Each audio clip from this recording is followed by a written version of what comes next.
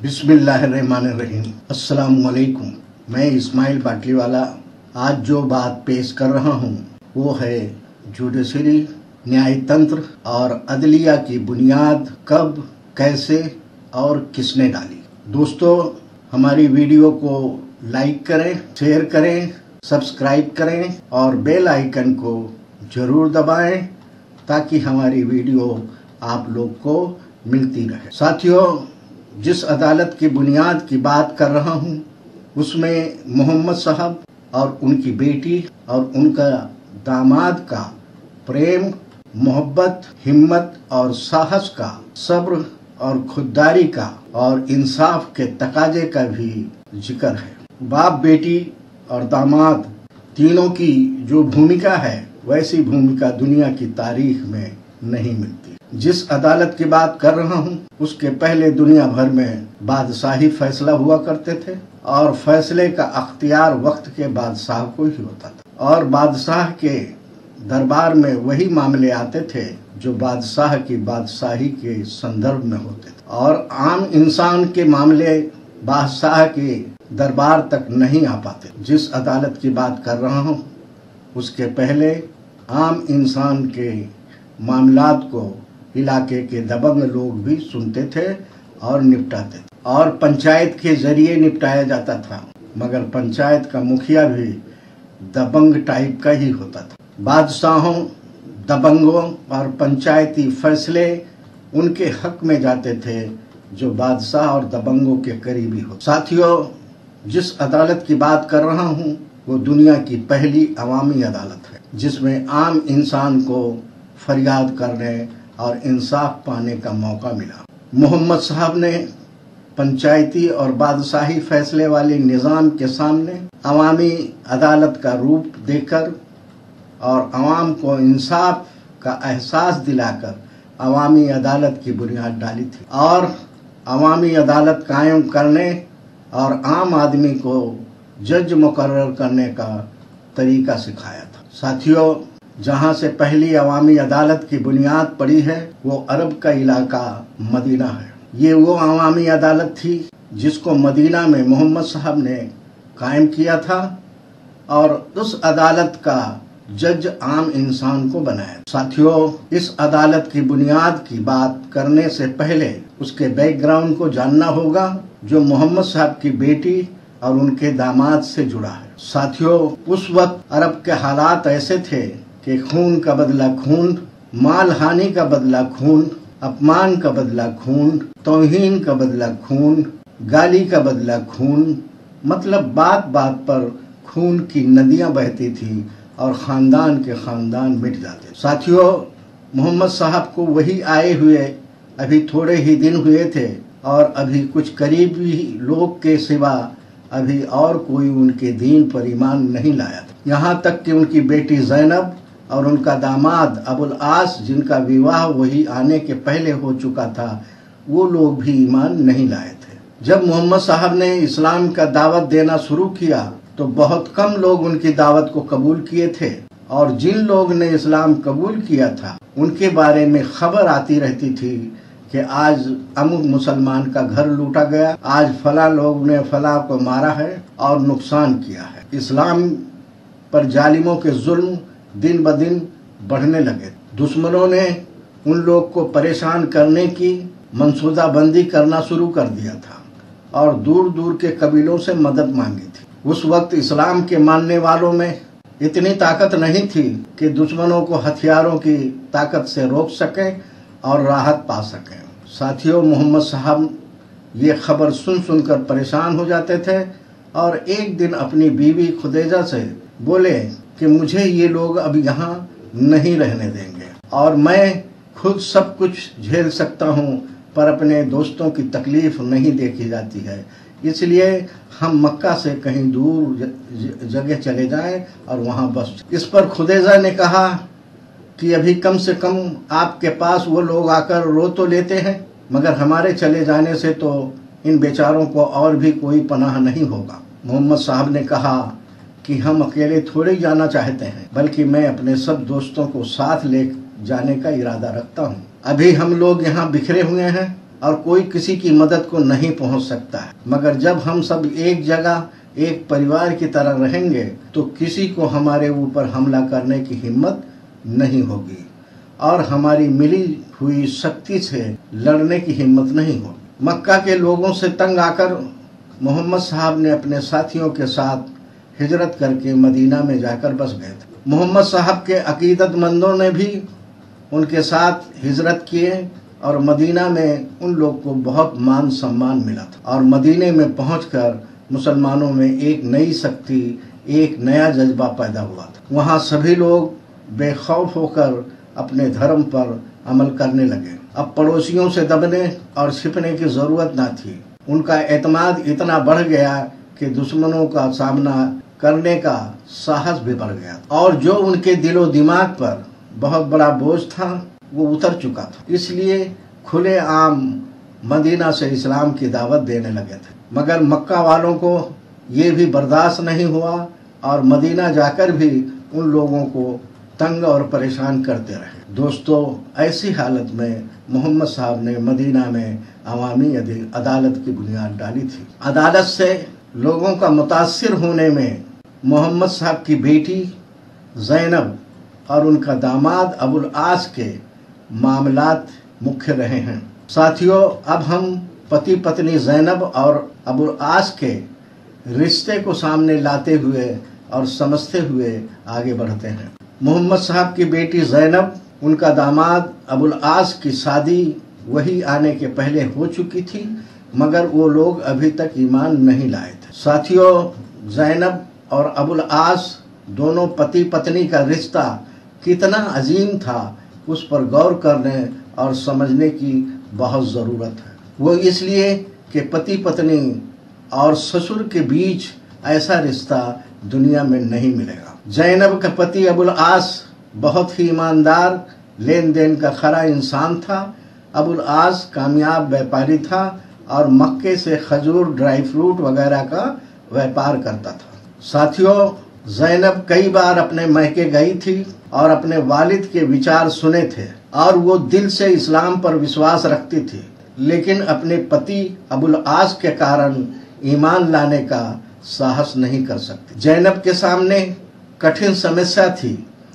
उनकी रूह इस्लाम की तरफ थी और दिल पति की तरफ था और ना इस्लाम को छोड़ सकती थी और ना पति को छोड़ सकती। ज़ैनब के घर के सभी लोग मूर्ति पूजक थे और इस्लाम के दुश्मन थे, इसलिए ज़ैनब अपनी लगन को छुपाती रहती। यहाँ तक कि पति से भी अपने चाहत नहीं कह सकती थी, क्योंकि प्रेम का बंधन जकड़े हुए था। ज़ैनब का इस्लाम में शामिल होना मतलब अपने अजीज पति से हमेशा के लिए बिछड़ जाना था। इसी संकोच में पड़ी हुई ज़ैनब कुढ़ती रहती थी। एक दिन अबुल आस ने अपने घर आकर अपनी बीवी ज़ैनब से कहा कि ज़ैनब, हमारे नेताओं ने मदीना जाकर इस्लाम के खिलाफ जंग करने का ऐलान कर दिया है। ज़ैनब ने घबरा कर कहा, अब तो वो लोग यहाँ से चले गए हैं, फिर जंग की क्या ज़रूरत। अबुल आस ने ज़ैनब से कहा, वो लोग मक्का से चले गए हैं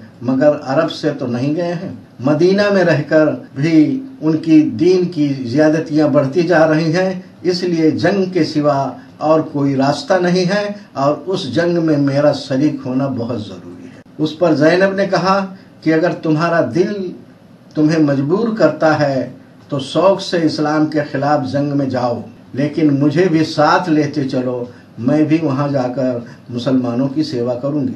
उस पर अबुल आस ने ज़ैनब से कहा कि तुम भी शौक़ से चलो और तुमको जो ठीक लगता है वो तुम भी करो। साथियों, कितना अजीम रिश्ता था कि पति पत्नी एक छत के नीचे रहते हुए और पत्नी पत्नी का रिश्ता निभाते हुए जंग के मैदान में दोनों अपने अपने कर्तव्य को निभा रहे थे। मक्का वालों से मदीना में कई दिन तक लड़ाई होती रही। उस जंग में भाई भाई से, दोस्त दोस्त से, बाप बेटे से लड़ा और बहुत खून बहाया गया। मुसलमानों की संख्या बहुत कम थी, फिर भी उन लोगों ने मैदान मार लिया। उस जंग में बहुत लोग मारे गए और कुछ घायल हुए और कुछ लोग कैद कर लिए गए। साथियों, इस जंग में मोहम्मद साहब का दामाद अबुल आस भी इस्लाम के खिलाफ जंग लड़ने के जुर्म में गिरफ्तार हो। साथियों, यहाँ से अवामी अदालत की शुरुआत होती। कैदियों का फैसला करने के लिए मोहम्मद साहब ने कुछ लोग को जज नियुक्त कर दिया था और जजों में जो लोग थे वो सभी मोहम्मद साहब के साथी थे और आम इंसान में से थे। इन जजों के सामने कैदी पेश होते थे और उनके जुर्म की जांच होती थी और जो लोग जंग के मास्टरमाइंड थे, जो लोग जंग के लिए हथियार और फंड दिए थे और जंग में भी शामिल हुए थे, उनका जुर्म बड़ा जुर्म माना गया। मगर जो लोग जज्बात में आकर या किसी के उकसाने के कारण जंग में शामिल हो गए थे, उनके जुर्म को छोटा जुर्म माना गया था। जिनका जुर्म बड़ा था उनका फिदिया भी बड़ा था और जिनका जुर्म छोटा था उनका फिदिया भी छोटा था। सुनवाई के बाद कैदियों से फिदिया लेकर छोड़ देते थे और जिन लोगों से फिदिया नहीं आता था उनको गुलाम बना लेते थे और बेच देते। जेल की सुविधा नहीं हो पाई थी, इसलिए जो फिदिया नहीं दे सकते थे उन गुलामों को बेच दिया जाता। साथियों, मोहम्मद साहब का दामाद अबुल आस किसी के उकसाने की वजह से और जज्बाती होकर जंग में शामिल हो गया था। इसके लिए छोटा फिदिया देकर आज़ाद होने वाले कैदियों में से था। मोहम्मद साहब की बेटी ज़ैनब को जैसे ये मालूम हुआ कि अबुल आस कैदी हो गया है तो उसने फैसला किया कि अपने पति को छुड़ाने की कोशिश करूंगी और उसके बदले में जो भी फिदिया देना होगा दूंगी। ज़ैनब ने अपने पिता को धर्म संकट में नहीं डालना चाहती थी, इसके लिए ज़ैनब ने अबुल आस का फिदिया के लिए अपना कीमती हार जजों के पास भेजा। अबुल आस की सुनवाई जारी थी और फिदिया का हार एक तस्तरी में जजों के सामने रखा हुआ था। उस वक्त अबुल आस सिर झुकाए जजों के सामने खड़े थे। मोहम्मद साहब के दामाद के साथ इतना लिहाज भी ना किया गया था कि बैठने की इजाज़त दे दी जाती, मगर बैठने की भी इजाज़त नहीं दी गई थी। हार की कीमत का जायजा लेने के बाद जजों ने अबुल आस से कहा कि तुम्हारा फिदिया तुमको छोड़ने के लिए काफ़ी नहीं है, इसलिए तुमको आज़ाद नहीं किया जा सकता। इस पर अबुल आस ने कहा कि मैं इस हार को अपनी जान से ज़्यादा कीमती समझता हूँ और मेरे घर में इससे ज़्यादा कीमती और कोई चीज़ नहीं है। जजों ने कहा कि अबुल आस, तुम्हारे घर में तुम्हारी बीवी ज़ैनब है जिन पर ऐसे सैकड़ों हार कुर्बान किए जा सकते हैं क्योंकि वो हमारे रसूल की बेटी है। तो अबुल आस ने कहा कि आप लोग की मंशा है कि मेरी बीवी मेरा फिदिया हो जाए, तो इससे बेहतर है कि मैं कत्ल कर दिया जाए। अबुल आस ने कहा कि अच्छा, अगर मैं अपनी बीवी को फिदिया ना दूं तो क्या करोगे? तो जजों ने कहा कि तुम्हें जिंदगी भर यहाँ गुलामों की तरह रहना पड़ेगा। तुम हमारे रसूल के दामाद हो, इस रिश्ते से हम तुम्हारा लिहाज करेंगे, पर तुम गुलाम ही समझे जाओगे और गुलाम ही रहोगे। खास बात यह भी है कि जजों और अबुल आस के बहस के वक्त मोहम्मद साहब की बेटी ज़ैनब और मोहम्मद साहब खुद मौजूद थे और फैसले को सुनने के इंतजार में वहीं पर हाजिर थे। मोहम्मद साहब करीब बैठे हुए थे और सभी बातें सुन रहे थे। मोहम्मद साहब जानते थे कि ज़ैनब और अबुल आस एक दूसरे पर जान देते हैं, उनका बिछड़ना दोनों के लिए घातक होगा और दोनों घुल घुल कर मर जाएंगे। मगर साथियों को एक बार जज चुन लेने के बाद उनके फैसले में दखल देना मोहम्मद साहब ने अपनी नीति के खिलाफ मानते थे, क्योंकि इस अदालत का गठन की शुभारंभ खुद मोहम्मद साहब ने ही किया था और आज उनका खुद का दामाद इस्लाम के खिलाफ जंग लड़ने का आरोपी पाया गया। साथियों, दुनिया की पहली अवामी अदालत की सुनवाई में मोहम्मद साहब के चहेते दामाद अबुल आस को इस्लाम के खिलाफ जंग लड़ने का आरोपी करार दे दी। अबुल आस के सामने भी बहुत बड़ी समस्या थी, क्योंकि उधर गुलामों का अपमान था और इधर बीवी की जुदाई का दर्द था। आखिर में अबुल आस ने फैसला किया कि बीवी की जुदाई का दर्द सहूँगा मगर अपमान नहीं सहूँगा। और अबुल आस ने बोला कि मुझे आप लोगों का फैसला मंजूर है और ज़ैनब मेरा फिदिया होगी। उस पर जजों ने कहा कि हम लोग में से एक जज अबुल आस के साथ मक्का जाए और आबादी से बाहर ठहरे और अबुल आस अपने घर जाकर तुरंत ज़ैनब को उसके साथ में लेकर मदीना आए। अबुल आस एक जज को लेकर मक्का के लिए रवाना हो गए और जब दोनों मक्का पहुंच गए तो जज को दूर रखकर अबुल आस अपने घर पर पहुंचे। जब अबुल आस अपने घर पहुंचे तो ज़ैनब ने गले मिलने दौड़ी मगर अबुल आस हट गए और बोले कि नहीं ज़ैनब, मैं तुम्हारे गले में नहीं मिलूँगा, मैं तुम्हें अपना फिदिया दे करके आया हूँ और अब मेरा तुमसे कोई संबंध नहीं है और ये तुम्हारा हार है, इसको ले लो और फौरन यहाँ से चलने की तैयारी करो। एक जज तुम्हें लेने आए हैं और उनके साथ तुमको और हमको मदीना जाना होगा। ज़ैनब पर पहाड़ से गिर पड़ा, पैर बंध गए, नर्वस होकर वहीं रोती और विलखती रही। एक पल के बाद उसने एक बार माथा ठोका और कठोर तकदीर के सामने सर झुका दिया और चलने को तैयार हो। उनके मदीना पहुंचने के बाद जजों ने फिदिया के बदले ज़ैनब को लेकर अबुल आस को छोड़ दिया और उनका माल व असबाब भी अबुल आस को के हवाले कर दिया और अबुल आस मक्का चले गए और उनकी बीवी ज़ैनब अपने मैके मदीना में रह गए। अबुल आस मक्का में अकेले रहने लगे और अपना कारोबार करने लगे और अपना माल लेकर दूसरे इलाकों में भी जाकर बेचने लगे। साथियों, अबुल आस को पता था कि मुसलमानों के कई काफिले मक्का वालों ने लूट लिए थे, इसलिए अबुल आस को यकीन था कि किसी न किसी दिन मुसलमानों का हमला ज़रूर होगा। अबुल आस मक्का से माल लाद कर एक काफिले के साथ चला और उस काफिले के साथ 700 लोग का काफिला था। उस काफिले ने मदीने की राह छोड़कर दूसरा रास्ता अख्तियार किया था, मगर मुसलमानों को जानकारी मिल गई थी और मुसलमानों ने 70 आदमियों के साथ अबुल आस के काफिले पर धावा बोल दिया और 70 लोगों ने 700 को मार भगाया। कुछ मारे गए, बहुत लोग भाग गए और कुछ कैद हो गए और इस हमले में अबुल आस फिर से कैद हो। उस वक्त सारे कैदी को और उनके माल व असबाब को साथ लेकर मदीना लाया गया और जजों के सामने फिर से पेश किया, मगर इस बार जजों ने मोहम्मद साहब को ही अपना मुखिया बनाया, मतलब सुप्रीम जज बनाने की कोशिश की, मगर मोहम्मद साहब ने मुखिया होने से इनकार किया। मगर आखिर में जजों की बहुत गुजारिश पर उनको मुखिया और जज होना मंजूर करना पड़ा। मोहम्मद साहब ने एक बार अबुल आस पर नज़र डाली और जज के मकाम पर बैठ गए और सुनवाई शुरू हुई।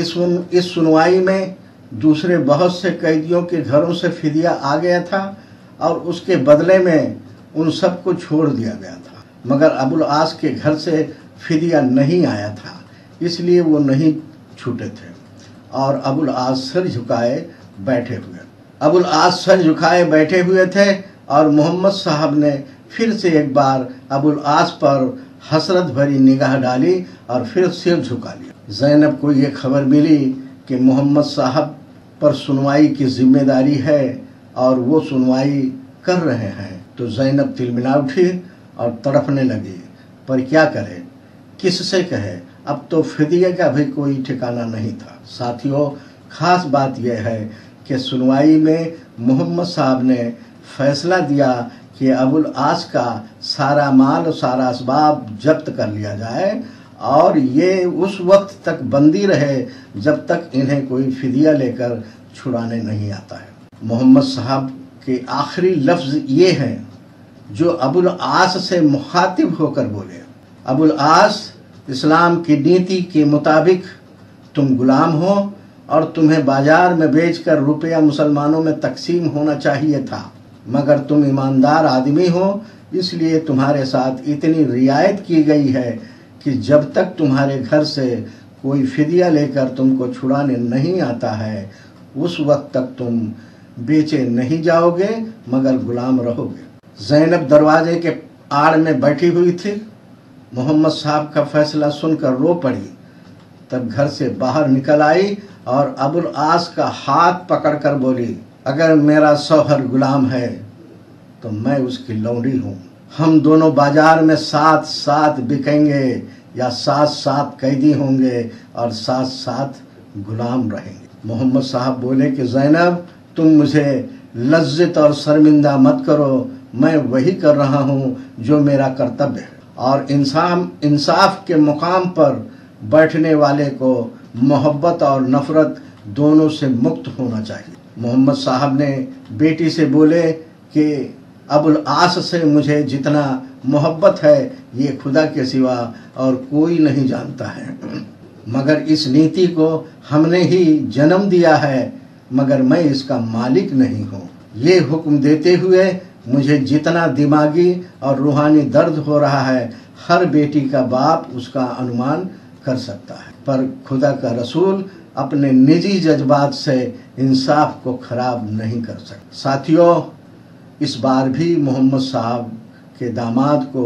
बहुत सख्त सजा सुनाई गई थी, मगर ये फैसला सुनने के बाद अबुल आस की आंखों में खुशी के आंसू झलक पड़े। साथियों, ये कैसा फैसला था कि सख्त सजा लगने के बाद मुजरिम दुखी होने की बजाय वो खुश हो जाता है और उसके आंखों में खुशी के आंसू निकल आते। मौजूद जजों ने मोहम्मद साहब के इंसाफ का फैसला सुना तो मोहित हो गए और हैरान और परेशान भी हो गए।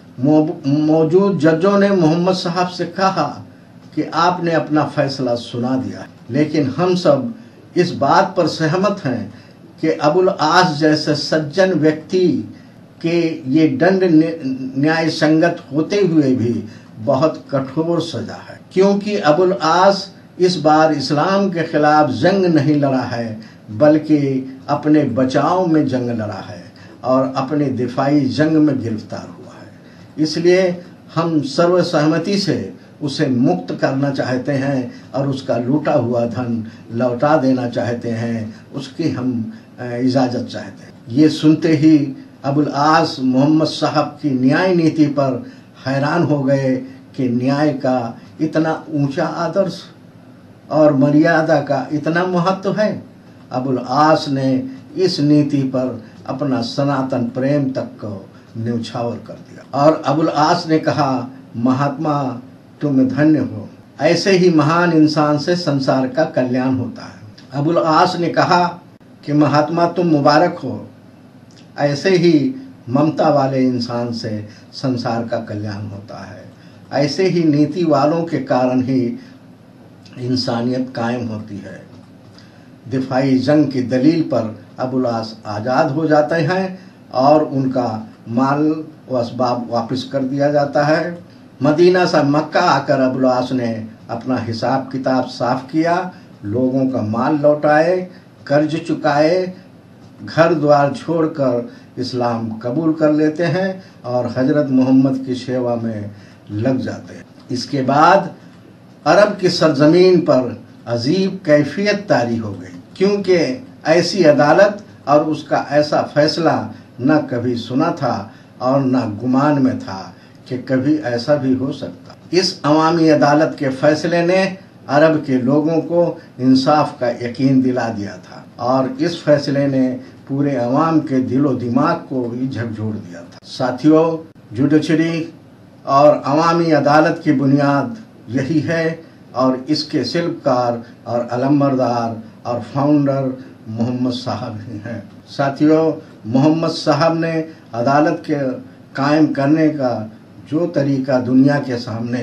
पेश किए थे वो अवाम की पहली पसंद थी। आज के जज और काजी अगर इस वाक़या को नहीं जान पाए हैं तो इंसाफ के आदाब को नहीं जान पाए। साथियों, हमने आपके सामने मोटी मोटी बातें पेश की है, मगर इसकी बारीकी में जाओ और आवाम के सामने सच्चाई लाओ। अल्लाह हाफिज़।